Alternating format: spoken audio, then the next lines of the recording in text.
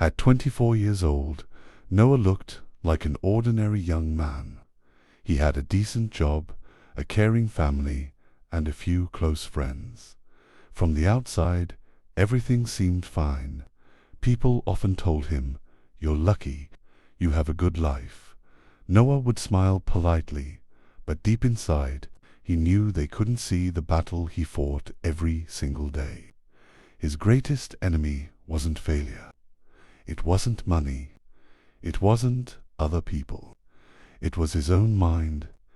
Every morning, before his feet even touched the floor, his thoughts would begin racing. What if I fail? What if I never become successful? What if everyone I know moves ahead while I stay exactly where I am? Those questions repeated every day like a song he never wanted to hear. Even while eating breakfast, he wasn't tasting the food. Even while talking to people, he wasn't really listening. His body was present, but his mind was trapped somewhere between yesterday's mistakes and tomorrow's fears. Nighttime was even worse. The world became quiet. The streets fell silent. But inside Noah's head, the noise only grew louder. He replayed every mistake he had ever made. The interview he failed. The opportunity he ignored because he was afraid. The words he wished he had never spoken. The dreams he had slowly abandoned. Each memory felt like another stone added to an invisible backpack he carried everywhere. Weeks passed, then months. Noah smiled less, laughed less, dreamed less. He wasn't living anymore. He was simply surviving inside his own thoughts. One afternoon, his best friend Ethan looked at him and asked, "Can I be honest with you?"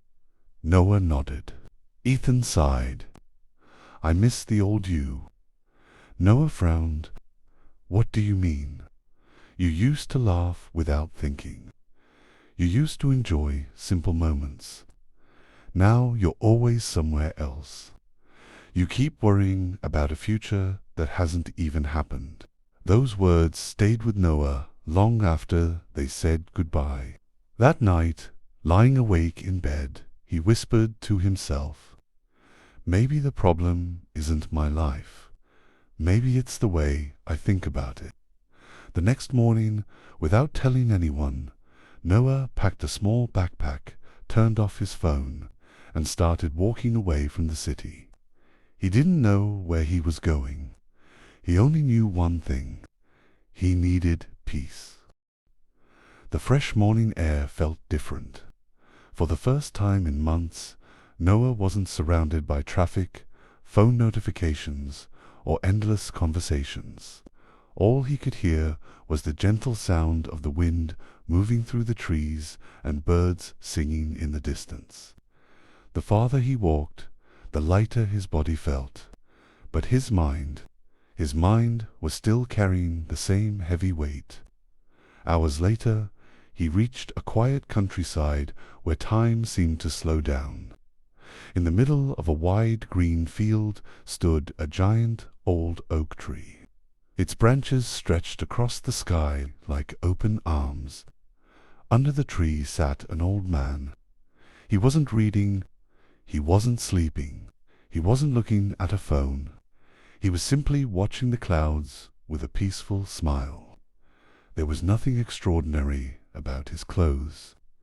Nothing expensive, nothing impressive, yet something about him made Noah stop.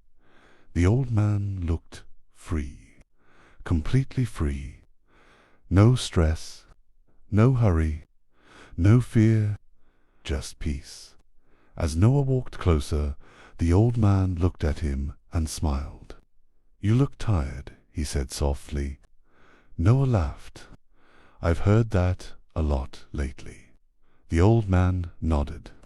"But I'm not talking about your body. I'm talking about your soul."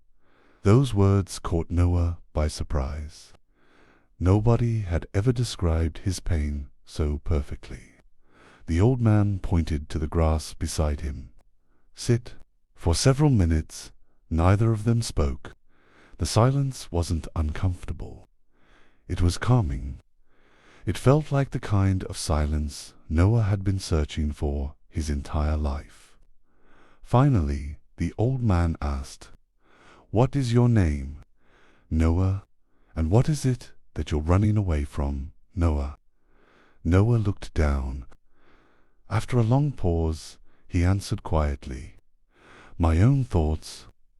The old man smiled gently, as if he already knew the answer. "Then don't hide anything. Tell me everything." For the first time in years, Noah felt safe enough to speak without pretending. He took a deep breath and began telling his story. Noah spoke for nearly an hour. He talked about the dreams he had given up on. He talked about the mistakes that still haunted him. He talked about comparing himself to people who seemed more successful. He admitted that every morning he woke up afraid, and every night he went to bed with even more fear. When he finally stopped, he lowered his head. "I don't know what's wrong with me," he whispered. The old man remained silent for a few seconds. Then he bent down, picked up a small stone from the ground, and placed it gently into Noah's hand. "Tell me," the old man asked, "is this stone heavy?" Noah smiled slightly. "No." "Good." The old man nodded. "Now imagine holding it for 1 minute." "Still easy," Noah replied. "For 1 hour, it would start feeling heavy. For an entire day, my arm would hurt." The old man smiled. "And for a whole week?" Noah laughed for the first time that day. "I probably wouldn't be able to lift my arm anymore." The old man looked directly into his eyes. "The stone never became heavier. You simply carried it for too long." Noah's smile slowly disappeared. He understood. The old man continued, "Your worries are exactly like this stone.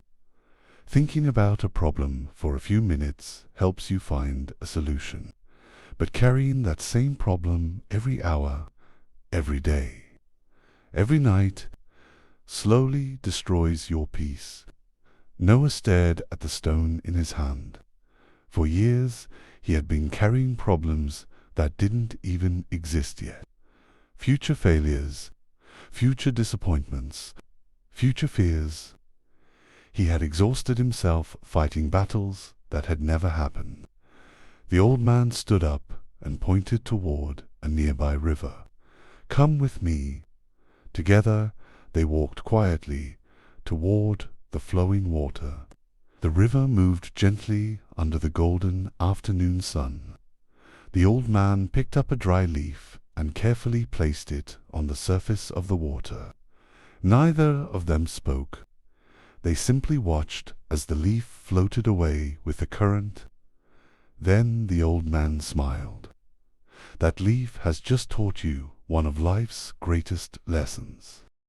The old man watched the leaf disappear into the distance. "Do you see what happened?" he asked. Noah nodded. "It simply followed the river." "Exactly," the old man replied. "It didn't fight the current. It didn't waste its energy trying to control where the water would take it." He looked at Noah and continued, "Most people spend their entire lives doing the opposite. They try to control every outcome. They try to control other people's opinions. They try to control the future. And when life doesn't go according to their plan, they suffer." The old man knelt beside the river and dipped his hand into the water. "Tell me, Noah, if I close my fist and try to hold this river, what will happen?" "You'll lose it," Noah answered. The old man smiled. "That's exactly how peace slips away. The tighter you try to control life, the faster it escapes." Noah stood silently, staring at the flowing water. For the first time, he realized something shocking. His biggest pain wasn't caused by life. It was caused by his desperate need to control everything. The sun slowly began to set. Golden light reflected across the river, painting the sky with shades of orange and red. The old man looked toward the horizon and spoke softly. "Listen carefully, Noah. If a problem can be solved, stop worrying and start acting. But if a problem cannot be solved today, then worrying about it today won't change tomorrow." Those words echoed inside Noah's mind. For years, he had confused worrying with preparing. He believed that if he worried enough, life would somehow become easier. Instead, it had stolen his sleep, his happiness, his confidence. The old man placed a hand on Noah's shoulder. "Your past is a teacher. Your future is a mystery. But this moment," he smiled, "is the only place where life truly exists." Noah closed his eyes and took the deepest breath he had taken in years. For the first time, the silence inside his mind felt stronger than the noise, and without realizing it, his journey toward peace had finally begun.